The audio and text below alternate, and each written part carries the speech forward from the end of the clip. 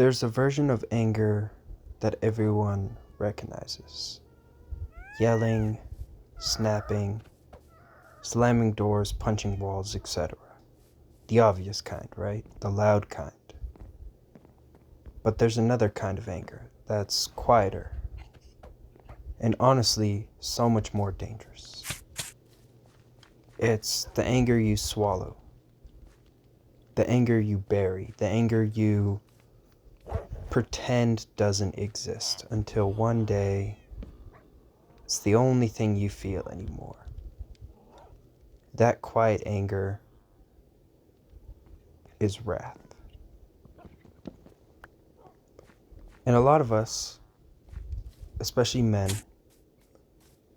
have no idea we are even carrying it because we weren't raised to talk about feelings. We were raised to endure them. Stop complaining. Stop crying. Don't be a burden to anybody else. Just deal with it. So instead of learning how to talk and communicate properly, we learn how to hide. But here's the problem. Nothing buried really truly disappears. It just waits. And eventually, it changes you over time. Most anger doesn't start as rage, right? It could start in so many ways. It starts as hurt, feeling misunderstood, betrayed, powerless, being compared to others, never feeling enough, not being chosen, not being heard, etc. So, in your mind, you kind of tell yourself, oh, it's fine, it's cool, it doesn't really matter. But deep down, your body knows it does. Like, for example, your chest will get tighter, your patience will thin, your softness will fade away, right? And you don't explode in a raging way, right? You just slowly stop caring more and more over time. And then one day, you don't respond from hurt anymore. You respond from wrath. And the difference is this. Hurt says, I wish things were different. Wrath says, like, I just want everything to burn. And you can still be angry. Anger can exist without wrath. Wrath can't exist without anger. So where might we see wrath? Because it's not one of those deadly sins that is very apparent. It could be something as simple as shutting down or refusing to talk, pushing people away, self-sabotage, jealousy, masked as a joke. It could be choosing your ego over protecting your peace. And in my opinion, a really scary one, wrath towards yourself, where you replay every mistake, you punish yourself mentally, or convince yourself that you deserve the pain that you feel.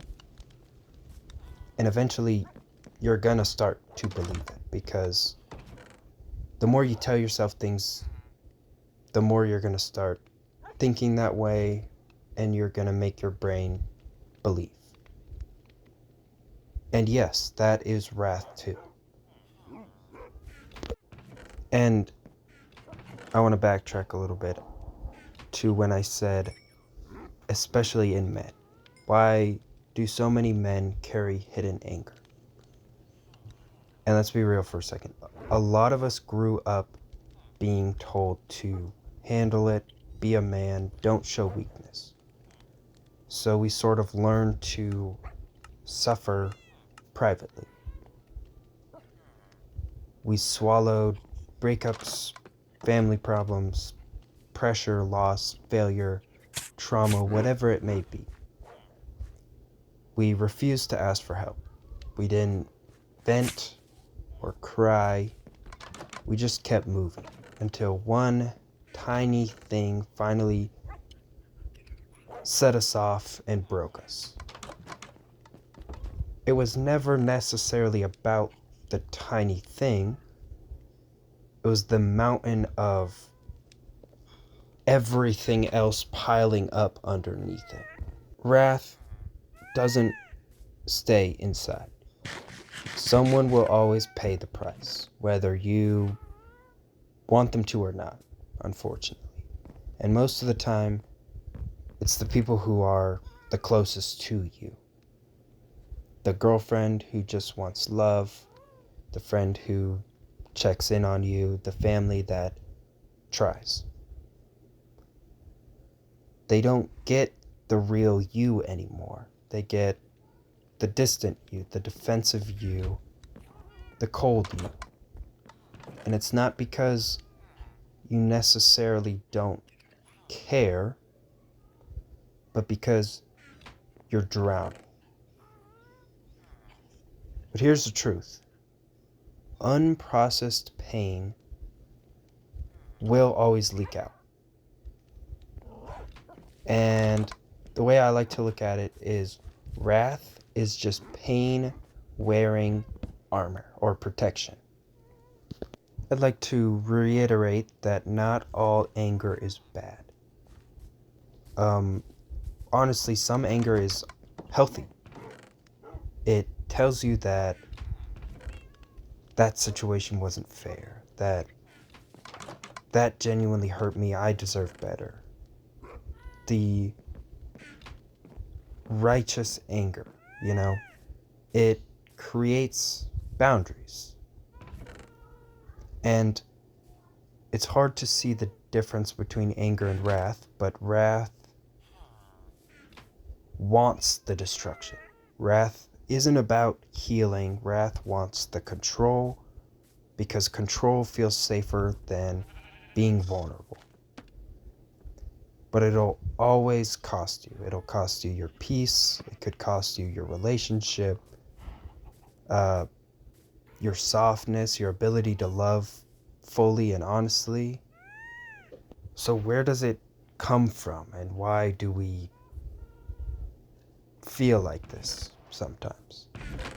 To be honest, there's so many answers. It could grow in silence when you feel unheard or dismissed, blamed, ignored, abandoned. And nobody ever said, hey, what happened to you? So what we do, instead of grieving, we get hardened up. We stop wanting connection and we start wanting power. Because power doesn't leave you, power doesn't betray you, but power also doesn't love you back. And that's hard to see in the moment. And I know that might make you think, well, why am I so miserable and this person isn't, right? Some people never explode on others. They explode on themselves. And you might not always see that. They ruin the relationships. They sabotage the opportunities. They convince themselves that they are the problem. They become judge, jury, executioner of their own worth, right? And that's the darkest form of wrath, in my opinion, because you never feel like you deserve peace. And you start believing that love just wasn't meant for you. And I'd like to say, healing from wrath doesn't mean you are becoming weaker or you're becoming less. It sounds a lot like, I'm hurt, I feel abandoned, I was scared, I didn't feel like enough, I was uncomfortable or awkward. It's not some Hollywood movie moment, but it is real. And slowly you will start to soften up. You stop needing to win, you stop needing to control, you start wanting to heal. And then comes forgiveness. And forgiveness isn't about saying it was okay necessarily. It's saying, I don't want this pain anymore. I don't want to act this way anymore. Wrath is really hard, and I know it happens very early on in life. And I'm not here to judge you. I'm here because I get it. Sometimes life really did treat you unfairly. Sometimes the people you loved did hurt you. Sometimes you had every reason to be upset. But wrath doesn't set you free. It chains you to the past. And you deserve so much better than that. Not perfect, just lighter. If you're still listening, I'd like to say thank you. Seriously, we just hit 200 subscribers. I've been enjoying this series a lot. I really hope you are as well. These videos aren't about acting like I have my life figured out. They're just conversations I wish more people were brave enough to have. Especially the ones who feel like they do always have to be strong. If you've been carrying anger or resentment or words that you've never said out loud, you're not alone. You're not broken. You're just human. And the fact that you're even trying to understand yourself, that already puts you ahead of who you used to be. So thank you again for being here. Thank you for listening to me ramble. And thank you for doing the work that most people run from. I am proud of you. I believe in you so much more than you think. And I just want you to remember that what you're going through and the wrath you're experiencing doesn't define you. Your anger is not your identity. It's just a reaction to pain and not a reflection of who you are and your worth. You're allowed to outgrow it. You're allowed to choose peace. Please do that for yourself. Thank you again. Stay rolling.